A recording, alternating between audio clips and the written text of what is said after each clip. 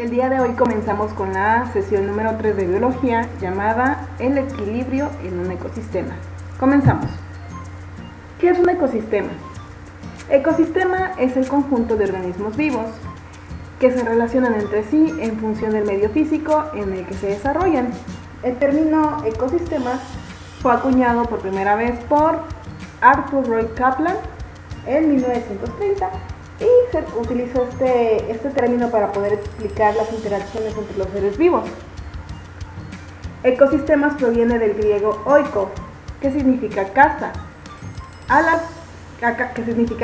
y a esta palabra se le une otra palabra llamada sistemas, y esto lo podemos entender como entorno o lugar en el que se desarrolla la vida. ¿Cómo se mantiene un ecosistema en equilibrio?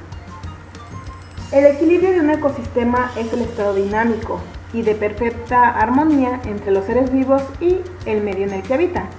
Cuando las condiciones ambientales son estables y permiten que la interacción entre los seres vivos con su ambiente sea la correcta, podemos decir que ese ecosistema está en equilibrio.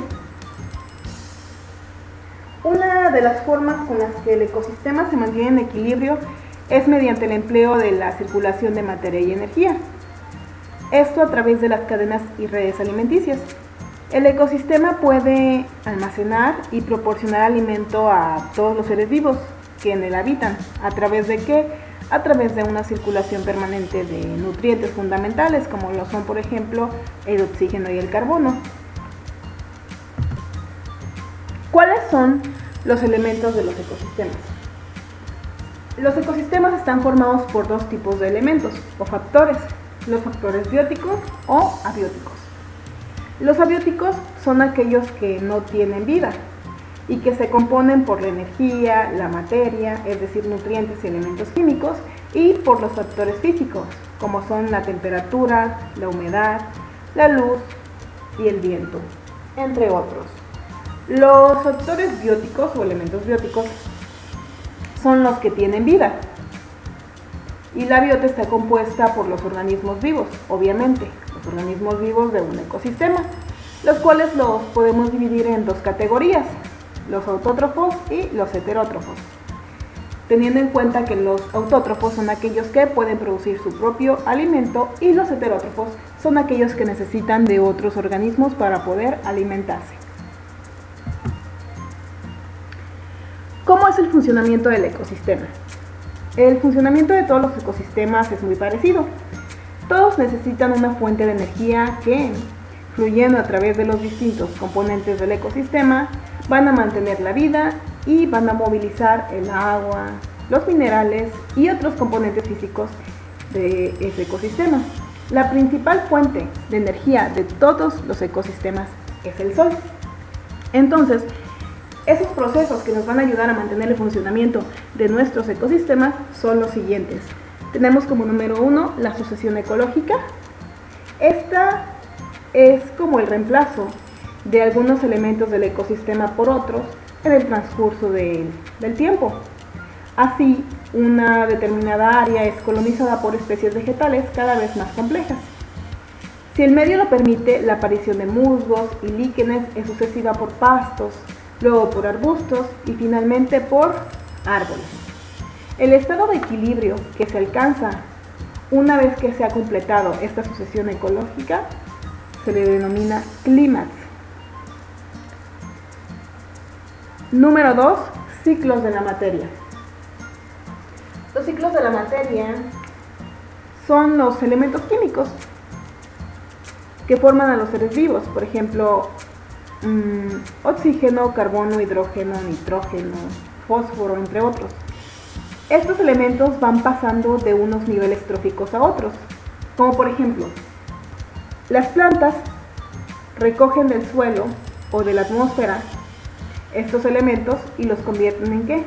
En moléculas orgánicas, como por ejemplo lípidos y proteínas. Después los animales los toman de las plantas o de otros animales. Después los devuelven a la tierra, a la atmósfera o al agua por procesos como la respiración, las heces o la descomposición de los cadáveres cuando estos mueren. Número 3. El flujo de energía. El ecosistema se mantiene en funcionamiento gracias al flujo de energía, que va pasando de un nivel al siguiente. La energía va a fluir a través de la cadena alimentaria, solo en una dirección. Siempre va desde el sol, a través de los productores y después a los descomponedores. Repito, del sol pasa a los productores y después a los descomponedores.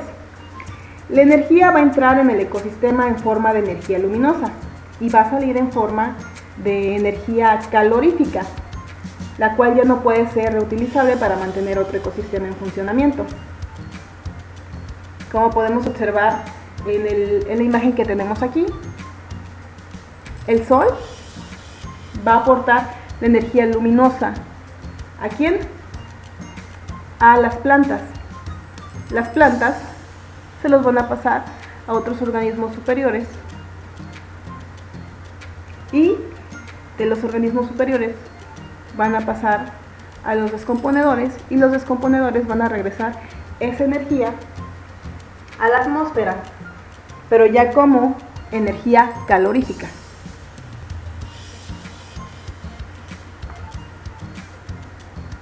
Otro de los procesos es pirámides ecológicas y niveles tróficos. Esas pirámides ecológicas, como vemos aquí, van a representar gráficamente la estructura trófica de un ecosistema mediante estos rectángulos horizontales superpuestos que nos informan de las transferencias de la energía de una comunidad hasta llegar a su último nivel trófico.